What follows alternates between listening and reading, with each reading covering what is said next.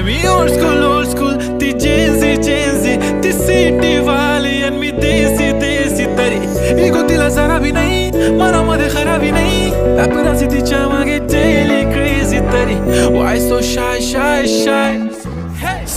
सुंदरी तुझं नाव काय आहे तुझं गाव काय आहे ग अरे सुंदरी तुझं नाव काय आहे तुझं गाव काय आहे ग अरे सुंदरी तुझं नाव काय आहे तुझं गाव काय आहे ग